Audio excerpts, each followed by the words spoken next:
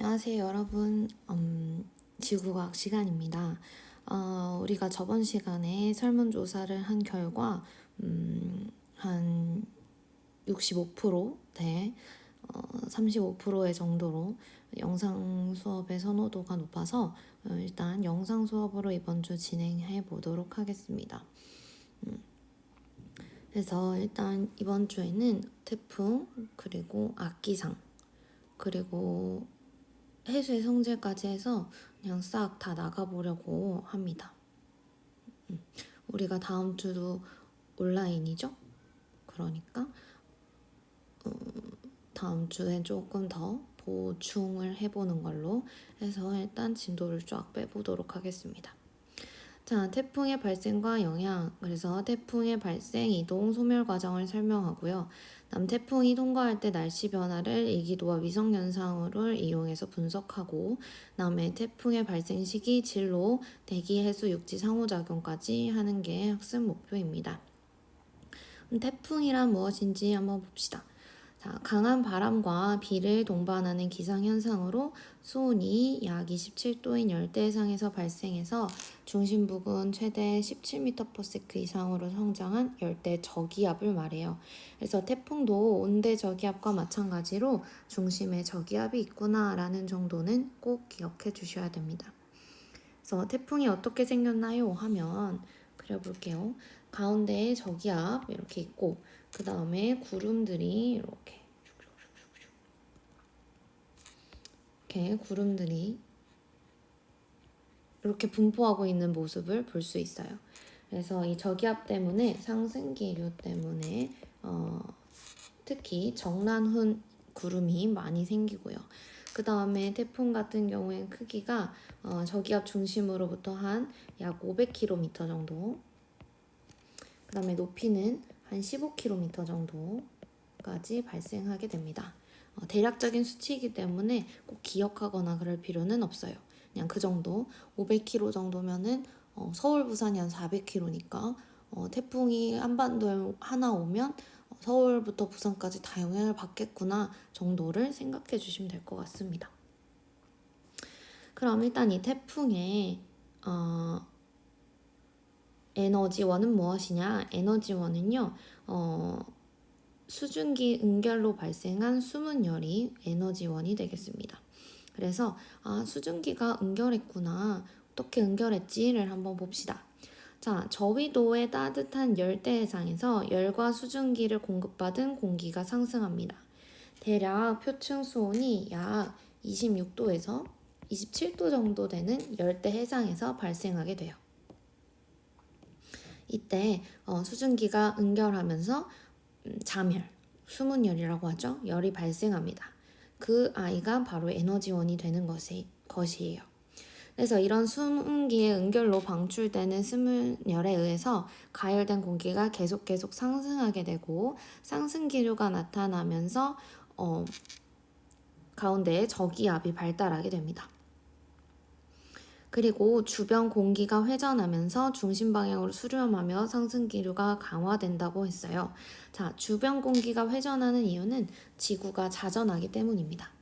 그래서 앞서 잠깐 얘기했던 전향력의 영향을 살짝 받게 되는 거예요.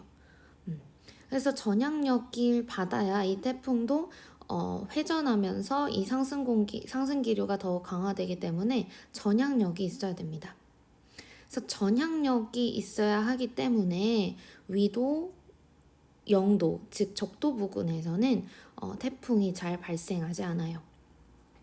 뒤에서 조금 더 보도록 합시다. 그럼 수증기의 수문열이라는 건 뭐냐? 이 기체인 수증기가 액체인 물방울로 변할 때 방출하는 에너지를 말합니다. 그래서 그 에너지가 계속 발생하면서 더 많은 수증기가 응결해서 정란운이 발생하고 더 많은 양의 공기가 모여들면서 강한 태풍이 되는 것이죠. 그래서 열대저기압의 발생 지역을 보시면 서태평양 서쪽의 위도 5에서 25도 사이에 열대해상에서 주로 발생합니다. 왜 0도에서 5도 사이에서는 발생하지 않느냐? 그 부분이 가장 온도가 높을 텐데도 불구하고 발생하지 않는 이유는 적도 부근 해역에서는 자전 효과가 없어서 생성되기 어렵다. 그래서 이 자전 효과가 없다는 건 전향력이 존재하지 않는다.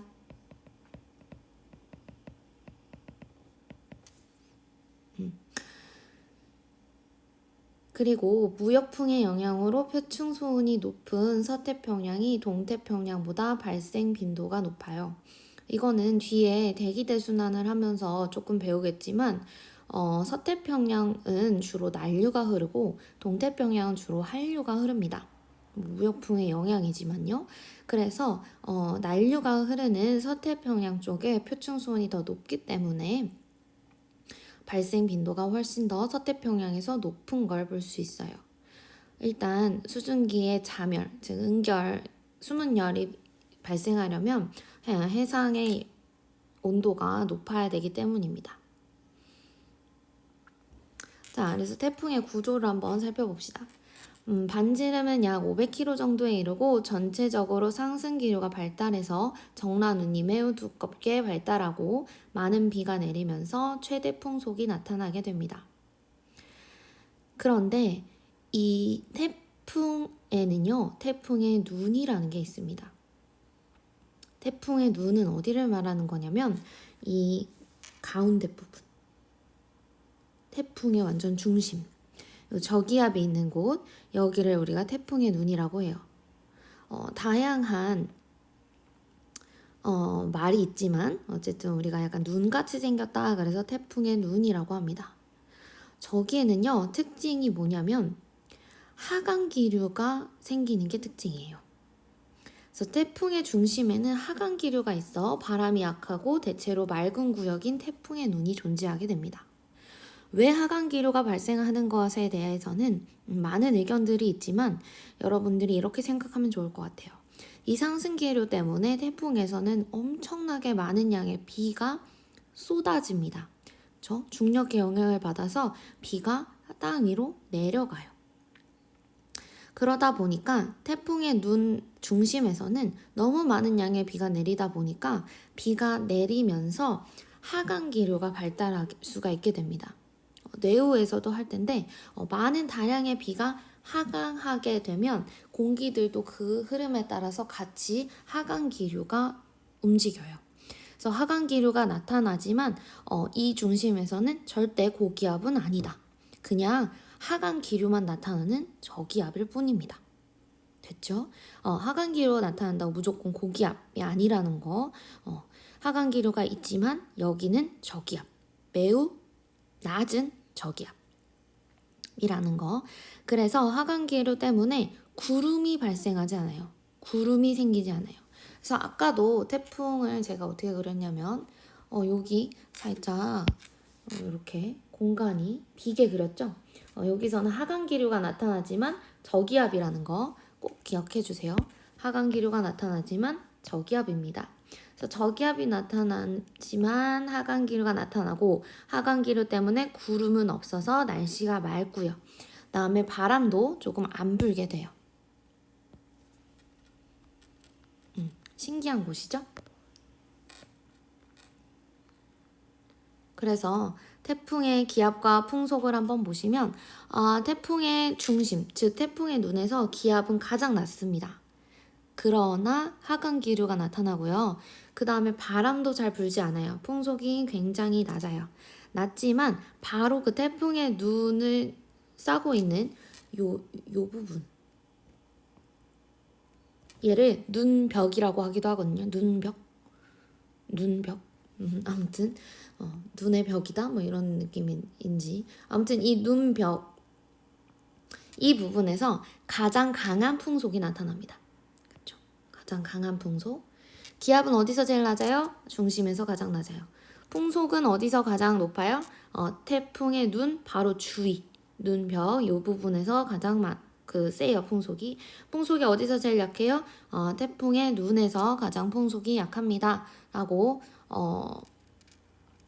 판단해 주실 수 있어야 됩니다. 그래서 대부분의 문제에서는 이제 풍속하고 기압을 이렇게 주지 않고 뭐 문제가 나오게 되죠. 그러면 그래프 양상을 보고 어떤 게 기압을 말하는 건지 어떤 게 풍속을 말하는 건지 정도는 알아주셔야 되고, 그 다음에 보시면 태풍의 눈을 중심으로 이렇게 반으로 띵 나눴을 때 서쪽하고 동쪽이 있죠. 이때 동쪽의 풍속이 항상 강합니다. 동쪽의 풍속이 항상 강한데 이 이유는 무엇인고 하면 태풍의 저기압을 중심으로 어쨌든 진행 방향의 동쪽이라는 건 이 부분, 요 부분이죠. 동쪽. 이쪽이 위험 반원이라고 해요. 뒤에서 조금 더 자세히 배울 테지만 어쨌든 진행 방향하고 태풍의 회전 방향이 같아서 조금 더 풍속이 세게 나타나는 곳입니다. 그래서 풍속 그래프를 보면 살짝 동쪽이 더 높은 거를 볼 수가 있어요. 항상 그래요. 그 다음에 일기도상에서는요, 태풍이 원형으로 조밀하게 나타나면서 전선을 동반하지 않는 것이 특징입니다. 그래서 어떤 식으로 나타나냐면 일기도상에서 뭐 이렇게 완전 원형으로 이렇게 생겼어요. 가운데 이렇게 L 이렇게 표시되어 있고, 그다음에 전선 같은 게 없습니다. 그래서 이렇게 돼 있으면 태풍이구나 라는 거를 일기도상에서 여러분들 읽을 수도 있어야 돼요. 오케이. 자, 그러면 다음 쪽으로 한번 넘어가 봅시다. 자, 다음 쪽으로 넘어와서 이제 태풍의 이동입니다. 태풍의 이동 경로는 일단 대기대순환과 북태평양 고기압의 영향을 받게 됩니다. 그래서 일단 처음에 북태평양 고기압이 여러분들 더 쉽기 때문에 북태평양 고기압 먼저 얘기를 좀 하고 갈게요. 북태평양 고기압이 발달할 때는 고기압의 서쪽 가장자리를 따라서 이동하게 됩니다. 어떤 말이냐면 이렇게 북태평양 고기압이 자리를 하고 있어요. 북태평양 고기압, 북고 이렇게 쓸까요? 북태평양 고기압을 이렇게 자리를 차지하고 있으면 태풍이 이 사이로 절대 지나갈 수가 없습니다. 태풍은 너무 강한 저기압이어서 너무 기압이 낮아서 고기압을 중심으로 뚫고 들어갈 수가 없어요. 그럼 어떻게 되냐면 고기압과 고기압 이쪽에 또 다른 고기압이 있겠죠? 그럼 이 사이가 아마 저기압대가 될 겁니다. 이 저기압대를 우리가 뭐라 그러냐면 기압의 골짜기다 그래서 기압골이라고 주로 불러요. 그래서 고기압과 고기압 사이에서 나타나는 저기압대를 우리가 기압골이라고 부릅니다. 그럼 이 기압골을 따라서 지나가게 되는데, 즉 어떻게 지나가냐면 태풍 같은 경우에는 항상 북태평양 고기압의 가장자리를 이렇게 따라서 지나가게 돼요. 그래서 특히 우리나라에서 이 영향을 많이 받게 되는데, 무슨 말이냐면 북태평양 고기압이 6월과 7월에는 조금 더 우리나라 쪽으로 이렇게 작용하게 됩니다. 그렇죠? 그래서 북태평양 고기압이 어떻게 발달하냐면 이런 식으로 발달을 하게 돼요. 그래서 7월 같은 경우에는 북태평양 고기압 가장자리를 따라서 진행하게 되는데, 반면 북태평양 고기압이 가을 정도 되면 조금 소멸하게 됩니다. 그쵸? 7, 8월에 가장 세게 나타나니까. 그럼 북태평양 고기압이 소멸하게 되면, 즉 우리나라 쪽에서 좀 더 빠지게 되면 어떻게 되냐면 북태평양 고기압이 이런 식으로 자리를 잡게 돼요. 그러다 보니까 9월과 10월에서는 조금 더 꺾이는, 일본 쪽으로 조금 더 꺾이는 태풍의 흐름을 볼 수가 있습니다. 그래서 북태평양 고기압의 세력에 따라서도 이 태풍의 경로가 변하더라. 그래서 여름엔 여름일수록 더 우리나라 쪽에, 그 다음에 9월, 10월이 될수록 북태평양 고기압의 영향이 약해질수록 조금 더 일본 쪽으로 꺾이는 이런 모습들을 볼 수가 있어요. 오케이, 그러면 대기대순환에 대한 이야기로 다시 넘어가 봅시다. 일단 북태평양 고기압에도 이렇게 영향을 받는다. 그 다음에 두 번째로는 대기대순환의 영향인데, 여러분들이 1학년 때 했던 게 조금 기억이 날란가는 모르겠습니다만 어쨌든 우리 2학기 때도 자세하게 배울 거지만 여러분들이 일단 알아야 되는 건 뭐냐면 대기대순환에 의해서 위도 0도에서부터 30도대, 여기 30도대 여기까지는 여러분들 무역풍이 불어요. 대기대순환에 의해서 무역풍이 불게 됩니다. 무역풍은요, 생략된 수식이 있는데 요 앞에 북동무역풍이라는 게 살짝 생략이 돼 있어요. 북반구에서는. 그래서 어쨌든 위도 0도에서 30도대까지는 무역풍이 드는데 이게 무슨 풍이냐면 북동풍이에요. 북동풍. 그래서 무역풍 지금 요 파란색으로 이렇게 화살표 돼 있죠. 그 다음에 위도 30도대에서 뭐 60도대 정도까지, 즉 우리나라에 영향을 미치는 대기대순환 바람은 편서풍입니다. 편서풍. 얘는 일단 이름에서 나왔듯이 서풍이죠. 그래서 편서풍이 이렇게 자리를 잡고 있어요. 그럼 이 태풍은 이 대기대순환에 의해서 움직이는데, 일단 첫 번째로 태풍은 뭘 하고 싶냐면 항상 북쪽으로 가고 싶어 합니다. 북쪽.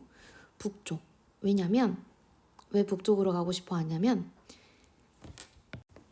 아까도 잠깐 말했듯이 태풍은 전향력이 필요해요.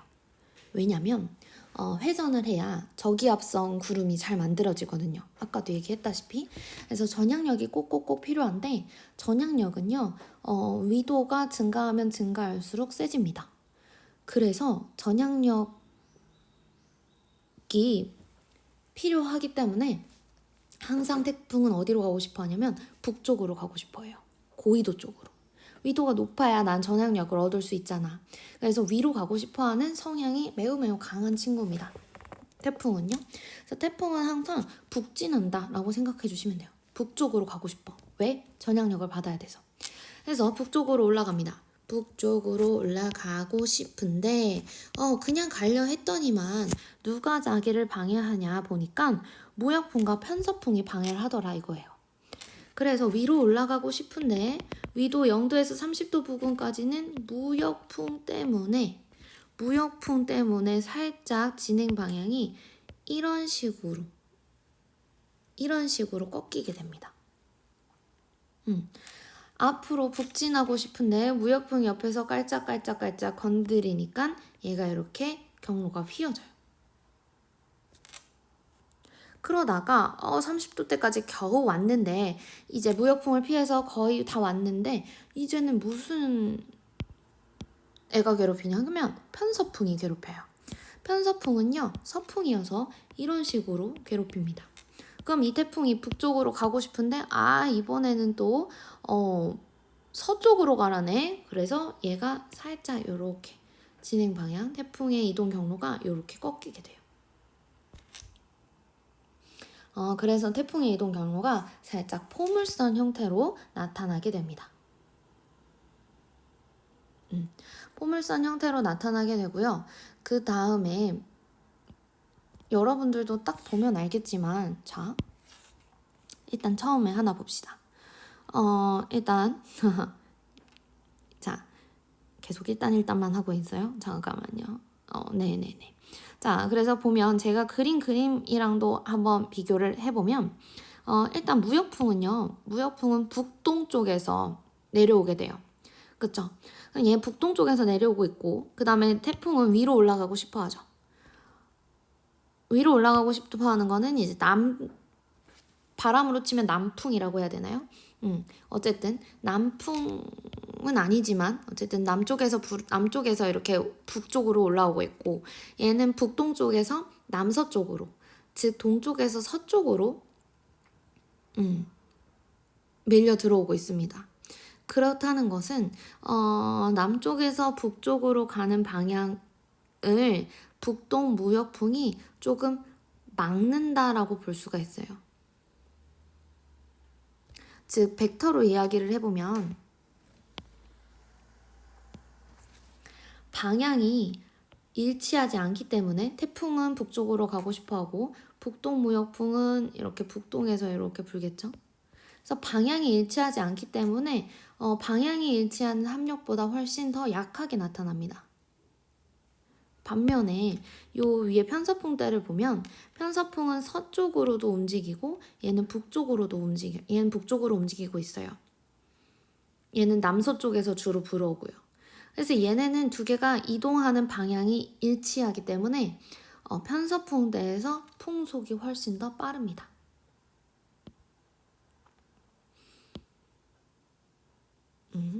그래서 편서풍대에서 이동 속도가 더 빨라요.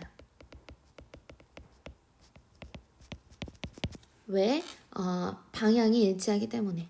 그냥 이 편서풍 방향하고 태풍 진행 방향만 따져보셔도 얘는 같은 방향이니까 이렇게 같이 가고 있죠. 같이 가는구나 라고 생각해 주시면 되겠습니다. 일단 태풍의 이렇게 진행 방향 이동 속도는 그렇다. 그래서 태풍은 훨씬 편서풍대에서 훨씬 더 빠르다라는 거 기억해 주시면 되겠습니다. 그래서 우리가 이 부분 있죠, 이 부분. 이 부분 굉장히 특징적이잖아요. 방향이 바뀌는 부분이니까. 이 부분에 그래서 이름이 있어요. 이 이름이 뭐냐면 이 이름을 우리가 전향점이라고 부릅니다. 전향점 써줄게요. 이 부분의 이름을 우리가 전향점이라고 불러요. 이 방향이 이렇게 바뀌는 부분. 그래서 여기가 어느 정도 되냐면 위도 25도에서 약 30도 정도 부근을 말합니다. 전향점이라고 해요. 오케이.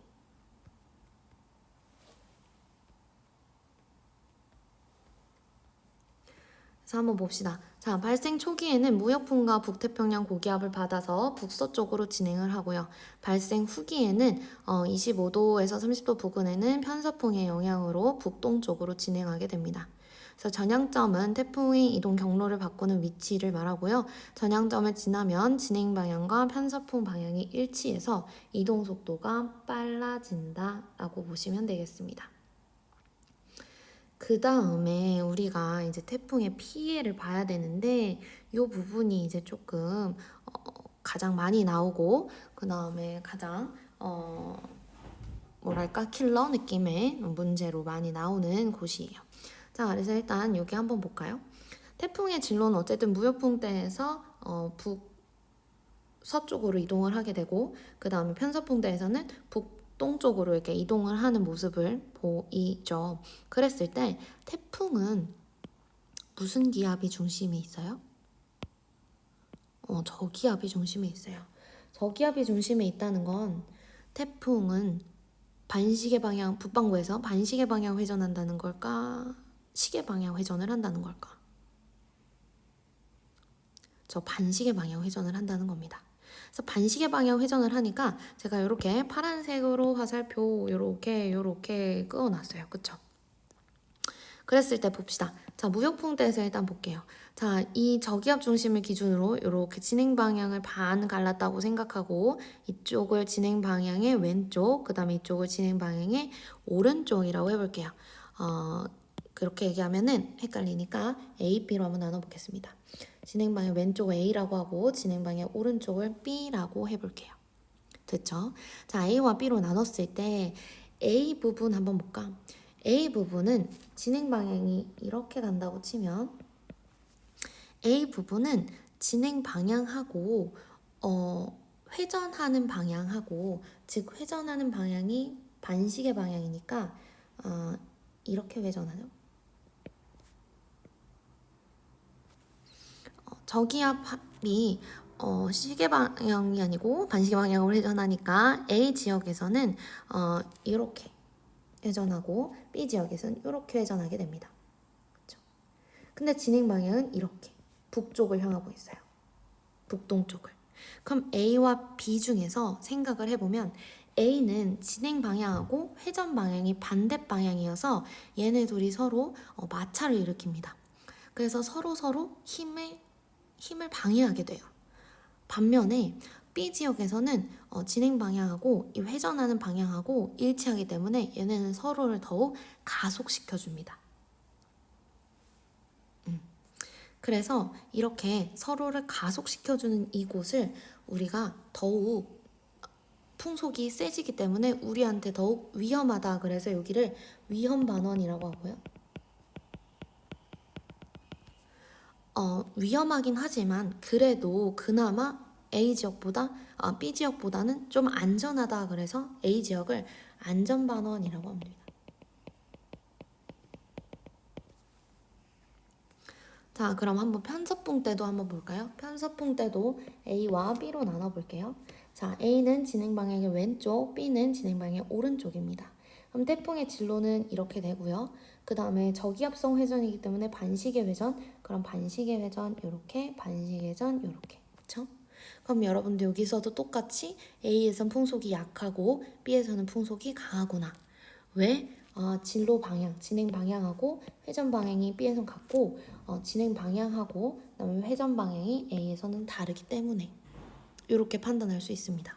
그래서 B에서는 우리가 여기도 마찬가지로 위험 반원이라 그러고 A도 안전 반원이라고 부르게 되죠. 그래서 공통적으로 보면 태풍의 진행 방향의 오른쪽에서 위험 반원이 생기고요. 태풍 진행 방향의 왼쪽 방향에서 안전 반원이 생긴다라고 보시면 돼요. 그래서 태풍 진행 방향의 무조건 오른쪽이 위험 반원이구나 라고 판단해 주시면 되겠습니다.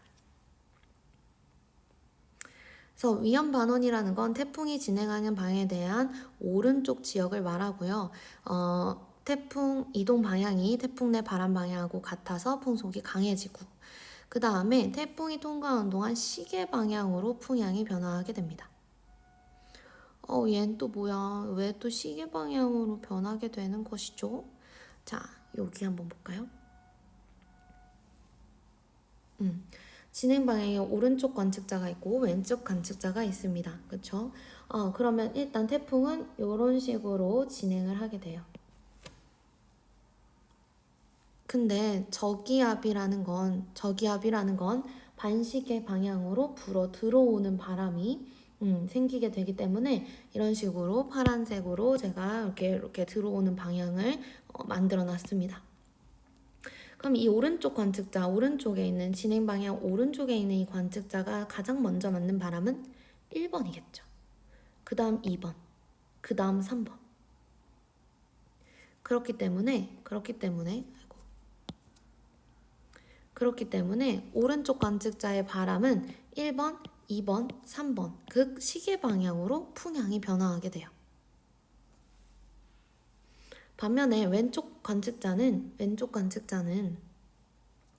저기압 진행 방향 왼쪽에 있는 이 관측자는 1번 프라임, 2번 프라임, 3번 프라임 이 순서대로 방향이 바뀌기 때문에 시계 반대 방향으로 회전하는구나.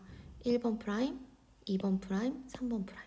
띵띵띵. 시계 반대 방향으로 회전하는구나. 그래서 시계 반대 방향으로 풍향이 변화하는구나 라고 볼 수 있어요. 얘 어디서 봤냐면 온대저기압 할 때 우리 한번 봤어요. 그렇죠? 온대저기압하고 똑같아. 온대저기압도 진행 방향의 오른쪽에서 시계 방향으로 풍향이 변화하게 됩니다. 온대저기압에서도 열대저기압도 진행 방향의 오른쪽에서 시계 방향으로 변화하게 돼요. 오케이? 그래서 똑같더라 이렇게 생각해 주시면 돼요. 그러면 우리 외우는 방법을 좀 알아야 되기 때문에 일본어 혹시 아시나? 요? 일본어로 맛있다가 오이시잖아요. 오위시로 외워볼게요. 진행 방향 오른쪽이 위험 반원이고요. 그 다음에 시계 방향으로 풍향이 변합니다. 자, 진행 방향의 오른쪽이 위험 반원이고 그 다음에 시계 방향으로 풍향이 변합니다. 오이시 이렇게 외워주시면 될 것 같아요. 그 다음에 안전 반원은 왼쪽 지역이고요. 그 다음에 태풍 통하는 동안 시계 반대 방향으로 풍향이 변하게 돼요. 안전 반원이 가항 반원이라고 나와 있는 데가 있습니다. 같은 말이고요. 그 다음에 태풍이 통과하게 되면 강풍, 호우, 홍수, 침수 등의 피해가 발생하게 되고 그 다음에 해일의 조석이 만조랑 겹치면 만조라는 건 이렇게 해수면이 높을 때를 말하죠. 이렇게 해수면이 있으면 이게 만조, 이게 간조. 그래서 간조 때 여기가 갯벌이 되는 거고 해수면이 높을 때 만조랑 겹치면 더욱더 해안 지역에 피해가 많이 올 거라는 건 기본적인 상식일 것이고 그쵸? 그 다음에 이제 태풍의 소멸을 한번 봅시다. 아이고 풍의 소멸. 태풍은요, 이제 차가운 바다 위를 지나거나 그러면은 잘 수증기에 자멸이 발생하지 않아서 에너지원이 없어져요. 혹은 육지에 상륙하게 되면은 또 물이 없으니까 수증기를 더 이상 공급받지 못하겠죠. 그 다음에 그래서 세력이 약해지기도 하고, 그 다음에 육지에 상륙하게 되면 육지에서 마찰이 더 세기 때문에 해 수면보다 당연히 육지에서 뭔가 산도 있고 막 뭐 이것저것도 많기 때문에 어쨌든 이 바람 자체가 마찰이 육지에서 더 세게 작용하게 됩니다. 그러면 마찰이 증가해서 세력이 급격히 약해지는 모습을 볼 수가 있어요. 그 다음에 태풍은 수권으로부터 에너지를 충분히 받지 못하면 세력이 약해져서 온대저기압으로도 변화가 가능하게 됩니다. 그리고 이 태풍은요, 피해만 있는 건 아니고 좋은 점도 있어요. 여러분들 뭐 초등학교 때 좀 배웠겠지만 가뭄을 해소하기도 하고 적조 현상을 감소시키기도 하고, 그 다음에 에너지 균형을 맞춰주기도 합니다. 그리고 이 지구 시스템적으로 봤을 때는 기권과 직권, 그 다음에 수권의 상호작용으로 소멸하더라, 뭐 이런 이야기가 교과서에 포함이 되어 있습니다. 그래서 에너지원 잠열 같은 경우에는 기권과 수권의 상호작용, 그 다음에 뭐 표층 해수에 영향염료를 공급하는 장점이 있기도 한데, 이런 거는 뭐 기권, 수권, 생물권의 상호작용, 그다음에 뭐 소멸 시에는 기권과 직권의 상호작용으로 소멸된다, 뭐 이런 이야기가 교과서 보시면은 적혀 있게 돼요. 그 다음에 마지막으로 볼 게 무엇이냐면, 우리 온대저기압하고 열대저기압의 비교를 한번 해보겠습니다. 자, 온대저기압은요, 한대전선대에서 발생하게 되고, 열대저기압은 위도 5도에서 25도 열대해상에서 발생하게 돼요. 그다음에 전선이 있고 없고의 차이도 있고, 그다음에 등압선 형태도 살짝 다르고요. 그다음에 에너지원, 우리 에너지원 다른 거 한번 더 봐주시고, 그 다음에 풍속 같은 경우에는 중심부랑 주변부 풍속이 비슷한데 태풍 같은 경우에는 중심 풍속이 주변보다 강하더라. 중심 부근 풍속, 완전 중심 말고 중심 바로 부근, 아까 말했던 눈벽. 오케이. 그다음에 강수 지역은 온난전선 전면, 온난전선 앞, 한랭전선 뒤가 온대저기압에서 강수 지역이라면, 열대저기압은 구름대를 따라서 비가 오더라.